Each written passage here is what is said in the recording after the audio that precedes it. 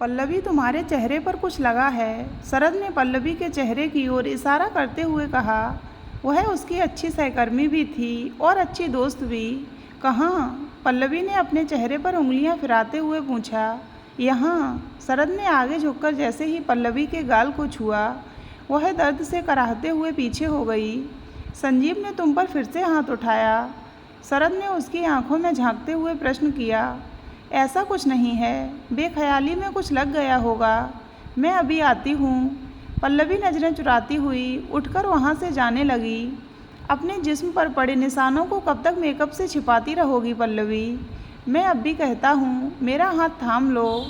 शरद के सवाल को सुनकर पल्लवी एक पल के लिए रुकी, लेकिन अगले ही पल तेज कदमों से वहाँ से चली गई। पल्लवी के जाने के बाद भी शरद वहीं बैठा रहा। उसके दोस्त मोहसिन ने पीछे से आकर उसकी पीठ पर धौल जमाई। और तुम कब तक पल्लवी से एक तरफा मोहब्बत करते रहोगे? क्या तुम जानते नहीं कि वह शादीशुदा है? जानता हूँ यार, पूरा ऑफिस जानता है कि पल्लवी का पति उसके साथ कैसा जानवरों जैसा सुलूक करता है, मगर वह फिर भी उसके खिलाफ एक शब्द नहीं कहती है। मुझसे उसकी यह हालत देखी नहीं जाती है। शरद ने हताश होकर अपने बालों में हाथ फिराया। लेकिन जब पल्लवी ही उसके साथ रहना चाहती है तो कोई कर भी क्या सकता है? वैसे एक बात बता, क्या तू पल्लवी को लेकर सीरियस है? मोहसिन ने पूछा। मैं पल्लवी से बहुत प्यार करता हूँ और मैं जानता हूँ कि वह भी मुझसे प्यार करती है। वह बस एक बार हाँ कह दे, फिर मैं सब संभाल लूँगा। शरद ने गंभीरता से उत्तर दिया। मैं कामना करूँगा कि तुम्हारी मोहब्बत को मंजिल मिल जाए। अब जल्दी चल, लंच ब्रेक ख़त्म हो गया है। ब्रेक खत्म होने के बाद भी शरद की नज़रें रह रहकर पल्लवी पर जाकर टिक जाती थीं। पल्लवी ने कुछ ही महीनों पहले यह ऑफिस ज्वाइन किया था। उसके सरल और सुंदर व्यक्तित्व ने शरद का मन मोह लिया था।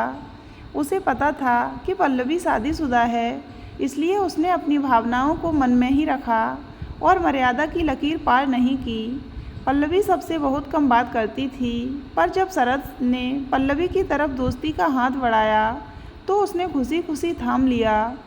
वह चाहता था कि पल्लवी हमेशा खुश रहे, लेकिन जब धीरे धीरे पल्लवी की शादीशुदा ज़िंदगी की कुरूप सच्चाई सामने आनी शुरू हुई तो वह खुद पर काबू नहीं रख पाया। पल्लवी का पति संजीव एक नंबर का नकारा और शराबी था।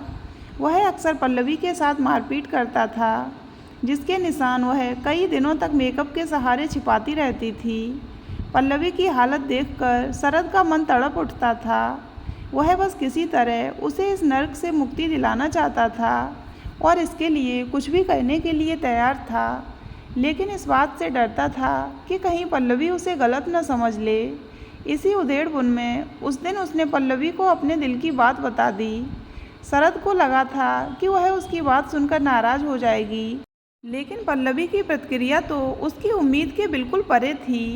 पल्लवी ने हाँ नहीं की तो इनकार भी नहीं किया, बस डबडबाई आंखों से शरद की ओर देखती रही, जैसे खुद भी मन ही मन उससे प्यार करती हो। पल्लवी की इस मूक सहमति से शरद को थोड़ी हिम्मत मिल गई थी और वह उस पर अपना अधिकार समझने लगा था।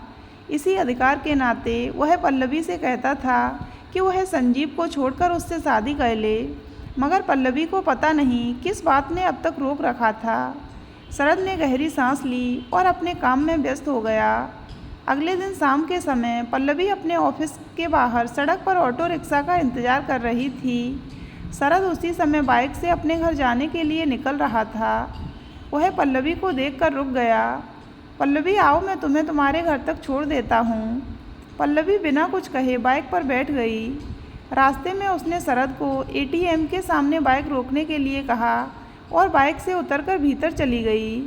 कुछ मिनटों के बाद पल्लवी बाहर आई तो वह बहुत ही मायूस लग रही थी। क्या बात है पल्लवी, सब ठीक तो है ना? शरद ने उसकी मायूसी की वजह जाननी चाहिए। मुझे घर का किराया देने के लिए 10,000 रुपये निकालने थे, लेकिन मेरे अकाउंट में इतना बैलेंस ही नहीं है। ज़रूर संजीव ने रुपए निकाल लिए होंगे। किराया भी आज ही देना है, पल्लवी ने परेशान होते हुए कहा। बस इतनी सी बात, तुम परेशान क्यों हो रही हो? मैं तुम्हें रुपए दे देता हूँ, शरद ने कहा। लेकिन शरद, मैं तुमसे रुपए कैसे ले सकती हूँ? और अभी तो सैलरी मिलने को भी कई दिन बाकी हैं।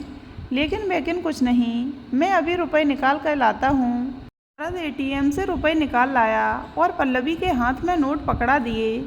शरद, मैं सैलरी मिलते ही तुम्हारे रुपए वापस कर दूंगी, पल्लवी ने भावुक होते हुए कहा। ज़्यादा मत सोचो पल्लवी, घर का किराया समय पर दे देना बस। अब चलो, घर नहीं जाना है क्या? शरद ने मुस्कुराते हुए कहा और बाइक स्टार्ट कर दी। अपने घर से कुछ दूरी पर पल्लवी ने शरद को बाइक रोकने के लिए कहा। बस शरद, यहाँ से मैं अपने आप चली जाऊँगी। शरद ने कुछ कहे बिना बाइक रोक दी और पल्लवी उसे बाय बोलकर अपने घर चली गई। शरद ने पहले भी कई बार पल्लवी को यहाँ तक छोड़ा था। वह जानता था कि पल्लवी अपने पति संजीव के डर के कारण उसे यहीं रोक देती थी। पल्लवी के जाने के बाद शरद वहीं खड़ा होकर उसे आंखों से ओझल होने तक देखता रहा। इधर पल्लवी जैसे ही चाबी से दरवाज़ा खोलकर अपने घर में दाखिल हुई, संजीव हाथ में शराब का गिलास लिए सोफे पर बैठा उसका इंतज़ार कर रहा था। रुपए मिले? संजीव ने पूछा। हाँ, 10,000 रुपये मिले हैं। पल्लवी ने पर्स से नोट निकाल कर मेज़ पर रख दिए। चलो, आज की पार्टी का इंतज़ाम तो हो गया, लेकिन अगली बार अपने प्रेमी की जेब से ज़रा बड़ी रकम निकलवाना। आजकल 10,000 रुपये में होता ही क्या है? संजीव ने नोटों को अपनी ओर सरकाते हुए कहा। पल्लवी बिना कुछ कहे अपने कमरे में चली गई। वहाँ रुककर करती भी क्या? संजीव को शराब पीने के बाद होश ही कहाँ रहता है। वैसे भी अब तो उसकी इच्छा पूरी हो गई थी। उसके हाथ में रुपए जो पहुँच गए थे, इसलिए वह कम से कम 2-4 दिन तो शांति से जी सकती थी। कुछ देर बाद रसोई में खाना पकाते समय पल्लवी अपनी नियति के बारे में सोच रही थी। उसे वह दिन याद आ रहा था जब उसके परिवार वालों को उसके और पड़ोस में रहने वाले संजीव के रिश्ते के बारे में पता चला था। घर में कोहराम मच गया था। एक तो संजीव उस समय बेरोजगार था, ऊपर से पल्लवी के माता पिता और भाई की नज़रों में उसकी छवि कुछ खास अच्छी नहीं थी। उस समय पल्लवी की हालत चक्की के 2 पाटों के बीच पिसते गेहूं की तरह हो गई थी। एक तरफ पापा ने साफ कह दिया था कि वह अपनी बेटी का हाथ संजीव के हाथों में कभी नहीं देंगे। दूसरी तरफ संजीव उस पर शादी करने का दबाव बना रहा था। पल्लवी समझा कर थक गई थी, मगर पापा और संजीव में से कोई भी झुकने के लिए तैयार नहीं हुआ। दोनों ने पल्लवी को जल्दी ही कोई निर्णय लेने के लिए कहा था, इसलिए पल्लवी ने निर्णय ले लिया। उसने अपने माता पिता और परिवार की मर्जी के खिलाफ जाकर संजीव का हाथ थाम लिया। उसे संजीव पर इतना भरोसा था कि वह बिना कुछ सोचे समझे अपना घर छोड़कर उसके साथ चली आई। उसके माता पिता ने उसी समय उससे रिश्ता तोड़ लिया था। माँ ने जाते जाते उससे कहा था कि एक दिन वह अपने इस फैसले पर ज़रूर पछताएगी। घर छोड़ने के बाद दोनों दिल्ली आ गए, जहां उन्होंने शादी कर ली। संजीव को नौकरी भी मिल गई थी। शादी के बाद कुछ दिनों तक तो सब ठीक रहा। पल्लवी अपने प्यार को पाकर बहुत खुश थी, लेकिन जैसे जैसे उसके सिर से नई शादी का खुमार उतरना शुरू हुआ, उसे संजीव का असली चेहरा नज़र आने लगा। संजीव को शराब की लत थी। वह अक्सर शराब के नशे में उस पर हाथ भी उठाने लगा था। सिर्फ यही नहीं, वह पैसे कमाने के लिए उल्टे सीधे काम करने से भी बाज नहीं आता था। उसने बहुत लोगों को चूना लगाया था। इन्हीं आदतों के चलते उसकी नौकरी भी चली गई थी। एक बार काम से निकाले जाने के बाद संजीव ने नौकरी ढूंढने की जहमत नहीं उठाई। तब घर चलाने के लिए पल्लवी ने एक ऑफिस में नौकरी कर ली। उसे सारी तनख्वाह लाकर संजीव के हाथों पर रखनी पड़ती, लेकिन उससे भी संजीव का पेट नहीं भरता। वह आए दिन उससे रुपए मांगता और जब पल्लवी उसकी फरमाइशें पूरी नहीं कर पाती तो वह उसे रुई की तरह धुन देता। अगले दिन वह उससे माफ़ी मांग लेता और पल्लवी उसे माफ़ भी कर देती। वह किसी भी कीमत पर संजीव से अलग नहीं होना चाहती थी। वापस लौटकर माता पिता के घर भी तो नहीं जा सकती थी। जिंदगी इसी तरह ऊबड़ खाबड़ रास्तों पर चल रही थी। समय के साथ संजीव की फरमाइशें भी बढ़ती जा रही थीं। जब उसके लिए पल्लवी की तनख्वाह कम पड़ने लगी तो उसने एक रास्ता निकाला। वह चाहता था कि पल्लवी किसी आदमी को अपने प्रेम जाल में फंसाकर उससे ठगी करे। पल्लवी ने ऐसा करने से साफ इनकार कर दिया। उसे हैरानी हो रही थी कि कोई पति अपनी पत्नी से ऐसा करने के लिए कैसे कह सकता है, लेकिन उसे कुछ ही दिनों में अपना फैसला बदलना पड़ा। एक दिन जब संजीव लहूलुहान हालत में घर आया तब उसे पता चला कि उसने शराब और जुए के लिए कुछ गलत लोगों से बहुत मोटा कर्ज ले रखा है और वे लोग अपना पैसा वापस लेने के लिए किसी भी हद तक जा सकते हैं। जब उन लोगों से बचने और उनका कर्ज चुकाने का कोई और रास्ता नज़र नहीं आया तो पल्लवी ने मजबूरन वही किया जो संजीव ने उसे करने के लिए कहा था। पल्लवी का एक सहकर्मी दिनेश उसे पसंद करता था और यह बात उससे छिपी नहीं थी। पल्लवी ने पहले उससे दोस्ती की और फिर उसे अपनी दुख भरी दास्तान सुनाकर धीरे धीरे उसके साथ नज़दीकियां बढ़ाने लगी। थोड़े ही दिनों में दिनेश उसकी खातिर कुछ भी कर गुजरने के लिए तैयार हो गया। यहाँ से झूठी सच्ची कहानियाँ सुनाकर पैसे ऐंठने का सिलसिला शुरू हो गया। दिनेश उसके झूठों को सच मानकर उस पर विश्वास करता गया। इस तरह कुछ महीनों में संजीव का सारा कर्ज उतर गया, लेकिन पल्लवी के लिए दिनेश को संभालना मुश्किल होता जा रहा था। वह उससे शादी करना चाहता था और कई बार उसके घर तक पहुंच गया था। अगर उसे सच्चाई पता चल जाती तो उसके लिए बड़ी मुसीबत हो जाती। पल्लवी उसके लाखों रुपए कहाँ से लौटाती? अपनी पोल खुलने से बचाने के लिए संजीव और पल्लवी ने रातों रात शहर ही बदल लिया। शहर बदलने के बाद भी संजीव में कोई बदलाव नहीं आया। पल्लवी ने यहाँ भी नौकरी कर ली थी। वह संजीव से भी नौकरी ढूंढने के लिए कहती थी, लेकिन संजीव के दिमाग में तो कोई और ही खिचड़ी पक रही थी। कुछ ही दिनों में वह फिर से कर्ज में डूब गया था और उसने पल्लवी पर दोबारा वही खेल खेलने का दबाव बनाना शुरू कर दिया था। पल्लवी ने फिर से उसकी बात मान ली। बस इसी तरह शहर बदल बदल कर लोगों के साथ ठगी करना उनका पेशा बन गया था। लेकिन इस पेशे के भी कुछ नियम थे जो संजीव ने बनाए थे। उसे हर वक्त यह शक होता कि कहीं पल्लवी अपने शिकार के ज़्यादा नज़दीक तो नहीं जा रही है, और इस बात की झुंझलाहट वह उस पर हाथ उठाकर निकालता। कभी कभी पल्लवी को लगता था कि वह एक अंधे कुएं में गिरती जा रही है। वह जब भी संजीव से ऐसा करने के लिए मना करती, वह उससे वादा करता कि अब बस यह आखिरी बार है, इसके बाद वह खुद को पूरी तरह से बदल लेगा और वे दोनों एक नई जिंदगी की शुरुआत करेंगे। पल्लवी न चाहते हुए भी उस पर भरोसा कर बैठती थी। उसे लगता था कि संजीव पर भरोसा करने के अलावा उसके पास विकल्प भी क्या है। अपने सारे रिश्ते नाते तो वह खुद ही पैरों तले रौंद आई थी। कुछ महीने पहले इंदौर आने के बाद भी संजीव ने उससे वादा किया था कि वह अब सुधर जाएगा, लेकिन हुआ क्या? अब वह पैसों के लिए शरद जैसे शरीफ और अच्छे आदमी को बेवकूफ़ बना रही थी। इस बार भी संजीव ने वादा किया था कि यह उनकी आखिरी ठगी है, क्योंकि नई ज़िंदगी शुरू करने के लिए रुपयों की ज़रूरत तो पड़ेगी ही। उसे अक्सर यह महसूस होता था कि वे पुरुष मूर्ख नहीं हैं जिन्हें उसने ठगा है। असल में वह खुद मूर्ख है जो बार बार संजीव की बात मान लेती है, उसकी इच्छाओं की पूर्ति करते करते भी उससे गालियाँ सुनती है, उससे मार खाती है। पल्लवी उन मूर्खों में से थी जिसने खुद अपना पैर कुल्हाड़ी पर दे मारा था। अपनी गलतियों के कारण वह संजीव की बिछाई शतरंज की बिसात पर सिर्फ एक मोहरा बनकर रह गई थी। पल्लवी ने आंसू पोंछे और मन मारकर संजीव को खाना परोसने चली गई। इसके बाद कुछ दिनों तक तो संजीव शांत रहा, लेकिन वह 10,000 रुपयों पर आखिर कितने दिन ऐश करता। उसने पल्लवी को शरद से 1 लाख रुपए निकलवाने के लिए कहा और इसके लिए योजना भी समझा दी। पल्लवी ने संजीव के कहे अनुसार अभिनय करना शुरू कर दिया। एक दोपहर को शरद के साथ खाना खाते समय उसने अपनी छोटी बहन से फ़ोन पर बात करने का नाटक किया और बात करते करते रोने लगी। पल्लवी को इस तरह रोता देखकर शरद बहुत परेशान हो गया। पल्लवी, तुम इस तरह क्यों रो रही हो? घर पर सब ठीक तो है ना? शरद ने पूछा। शरद, मेरी माँ की तबीयत बहुत ख़राब है। मुझे उनके ऑपरेशन के लिए 1 लाख रुपए का इंतज़ाम करना होगा, और वह भी 2 दिनों के अंदर। मैं इतनी जल्दी इतनी बड़ी रकम कहाँ से लाऊंगी? पल्लवी ने परेशान होने का नाटक किया। तुम फिक्र मत करो पल्लवी, कोई ना कोई इंतज़ाम हो जाएगा, शरद ने उसे हौसला बनाते हुए कहा। कैसे फिक्र न करूं शरद? मेरा बैंक अकाउंट संजीव खाली कर चुका है। जो थोड़े बहुत गहने थे वे मैंने कर्ज उतारने के लिए बेच दिए थे। अभी कुछ दिन पहले मेरे पास घर का किराया देने के लिए 1 फूटी कौड़ी तक नहीं थी। उस वक्त तुमने मेरी मदद की थी, अब मैं किसके आगे हाथ फैलाऊं? पल्लवी अपने चेहरे को हथेलियों के पीछे छिपा कर रो पड़ी।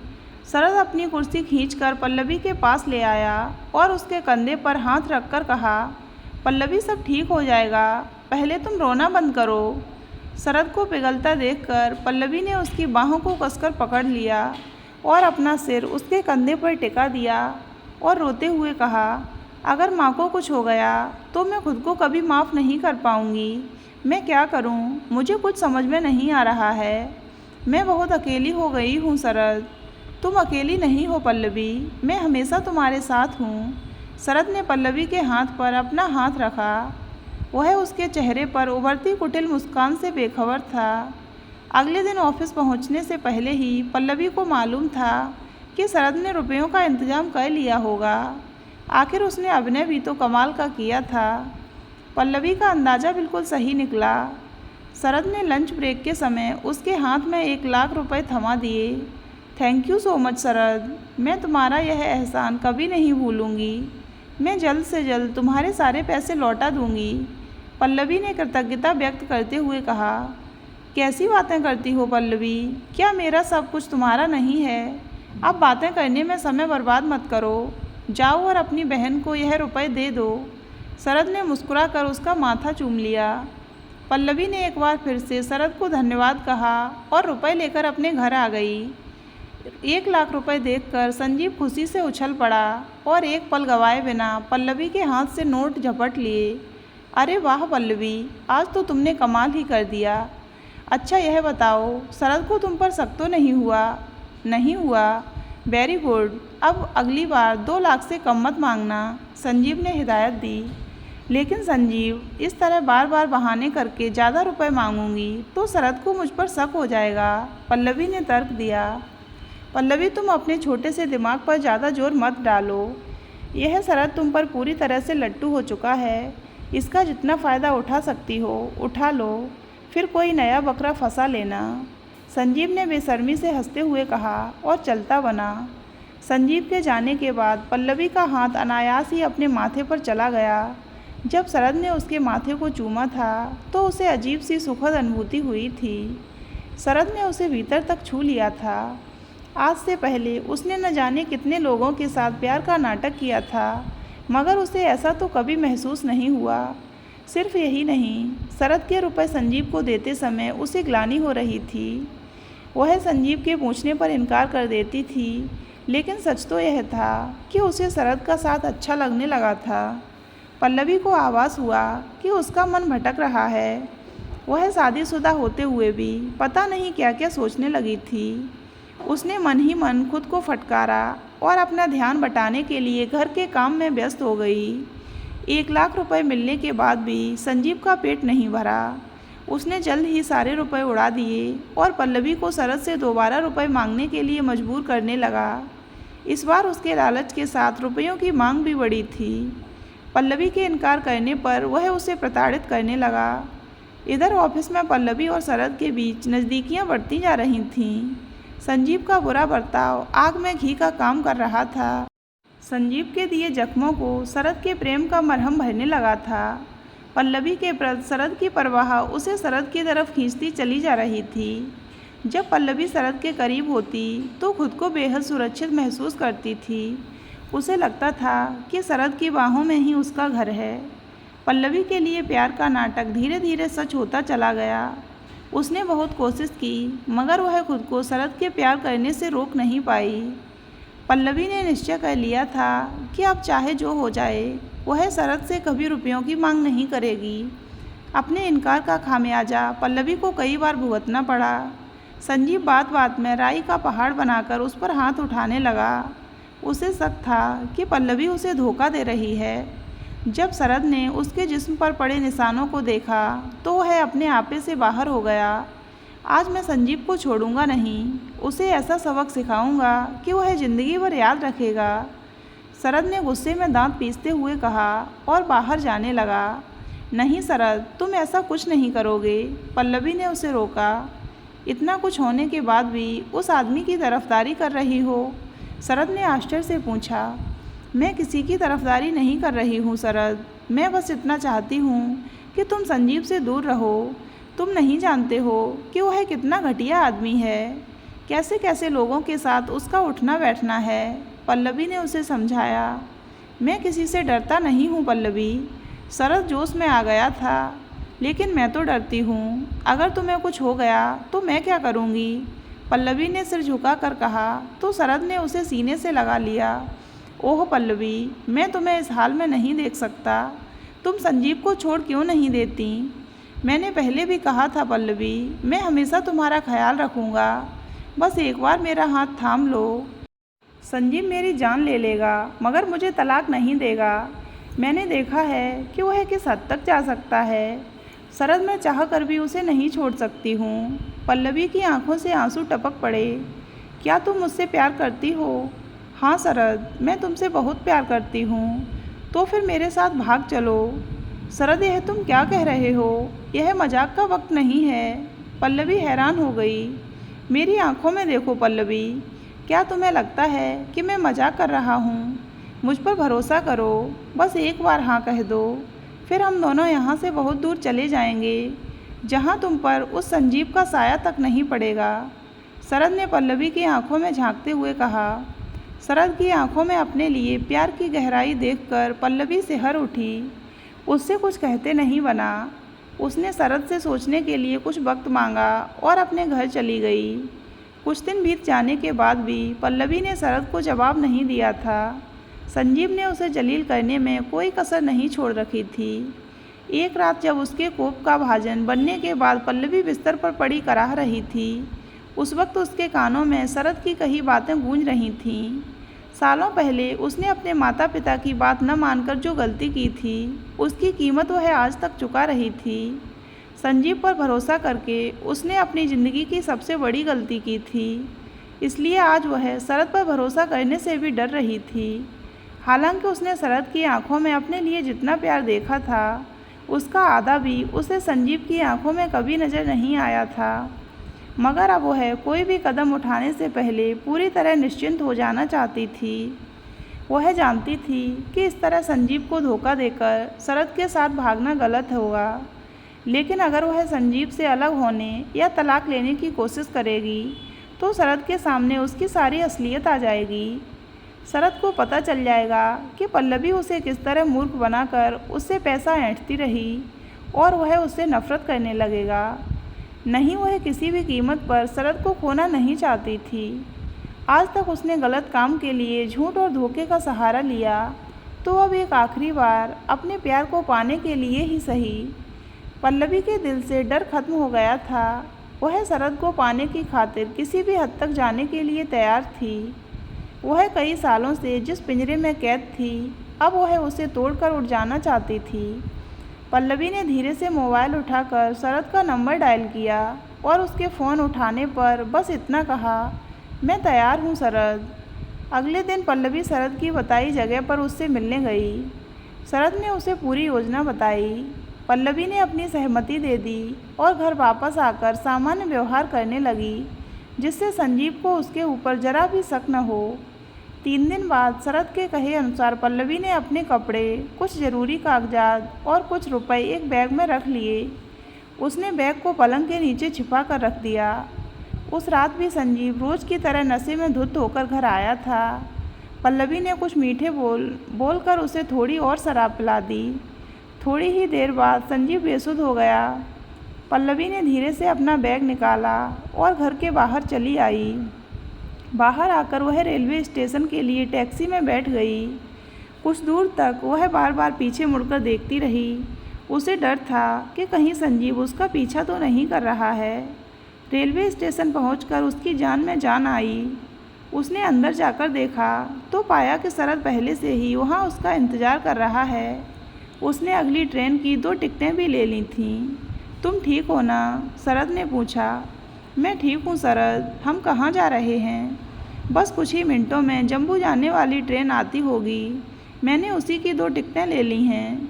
कुछ दिन वहीं रहेंगे, बाद में कोई और इंतज़ाम कर लूँगा। तुम्हें कोई दिक्कत तो नहीं है ना? शरद, हम दोनों साथ हैं, बस मुझे और कुछ नहीं चाहिए।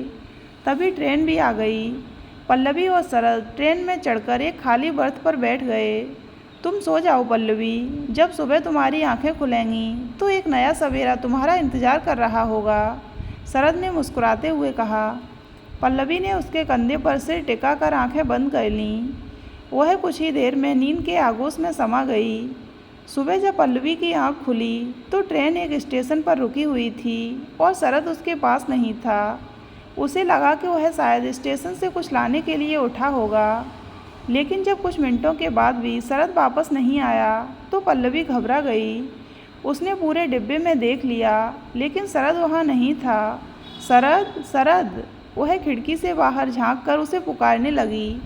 उसने पर्स से मोबाइल निकालकर शरद का नंबर डायल किया तो उसका फ़ोन बंद आ रहा था। पल्लवी बुरी तरह से घबरा गई। वह घबरा कर इधर उधर देख ही रही थी कि उसकी नज़र सीट पर रखे अपने बैग के नीचे दबे एक कागज़ पर पड़ी। पल्लवी ने कांपते हाथों से कागज़ उठाया और खोलकर पढ़ना शुरू किया। वह उसके नाम शरद का पत्र था। उसमें लिखा था, पल्लवी, जब तक तुम्हारी आंखें खुलेंगी मैं तुमसे बहुत दूर जा चुका हूँगा। हाँ, तुम्हारा डर बिल्कुल सही है। मैंने तुम्हें धोखा दिया है। तुम्हें सुंदर भविष्य के सपने दिखाकर बीच रास्ते में तुम्हारा साथ छोड़ दिया है, मगर यह धोखा उस धोखे के आगे कुछ भी नहीं है जो तुमने मुझे दिया। अब तुम सोच रही होगी कि मुझे तुम्हारी असलियत के बारे में कैसे पता चला। पल्लवी, जिस दिन मैंने तुम्हें 1 लाख रुपए दिए थे, उस दिन तुम्हारे जाने के बाद मुझे तुम्हारी बहुत फिक्र हो रही थी। मुझे डर था कि कहीं संजीव तुमसे वे रुपए न छीन ले जो तुम्हारी माँ की जान बचा सकते हैं। लेकिन तुम्हारे घर के बाहर आकर मुझे कुछ और ही सच्चाई नज़र आई। उस दिन मैंने तुम्हारी और संजीव की सारी बातें सुन ली थीं। मुझे पता चल गया था कि किस तरह तुम दोनों पति पत्नी मुझे पैसों के लिए बेवकूफ़ बना रहे हो। सिर्फ मुझे ही नहीं, तुमने न जाने कितने लोगों को अपने प्यार के जाल में फंसा कर लूटा होगा। पल्लवी, मैं तुमसे बहुत प्यार करता था, लेकिन तुमने मेरे साथ क्या किया? तुमने मेरे जज्बातों के साथ खिलवाड़ किया, मेरे प्यार का मजाक बनाकर रख दिया। मैंने सोच लिया था कि मैं तुम्हें सबक ज़रूर सिखाऊंगा, इसलिए मैंने तुमसे अपने साथ भाग चलने के लिए कहा, ताकि तुम्हें पता चले कि दिल टूटने पर कितना दर्द होता है। अब ज़िंदगी भर सोचना कि तुमने कितने लोगों के साथ कितना गलत किया। और हाँ, घर वापस जाने के बारे में मत सोचना। मैंने संजीव को चिट्ठी लिखकर उसे सब बता दिया है। अब तुम्हारे लिए उस घर में भी कोई जगह नहीं है। मैं तुमसे सच्चा प्यार करता था पल्लवी। मैं तुम्हारे लिए कुछ भी कर गुजरने के लिए तैयार था, लेकिन शुक्र है कि सही समय पर मेरी आंखें खुल गईं। तुम्हें लोगों को शतरंज के मोहरे बनाकर उनके साथ खेल खेलने का बहुत शौक था ना पल्लवी। आज मैंने तुम्हें तुम्हारे ही खेल में अपने दांव से मात दे दी है। हो सके तो जो तुमने मेरे साथ किया वह आइंदा किसी के साथ मत करना, शरद। पल्लवी की आंखों से आंसू टपक टपक कर चिट्ठी पर गिर रहे थे। झूठ और धोखे का सहारा लेकर वह आज कहीं की भी नहीं रही थी। वह भूल गई थी कि छल के सहारे शतरंज की चाल भले ही जीती जा सकती थी, किसी का प्यार नहीं। उसके मुंह से हौले से वे शब्द निकले जो शरद चिट्ठी के आखिर में लिखना भूल गया था, सह और मात। तो दोस्तों, अगर आपको ये कहानी अच्छी लगी हो तो वीडियो को लाइक करें और हमारे चैनल को सब्सक्राइब अवश्य करें।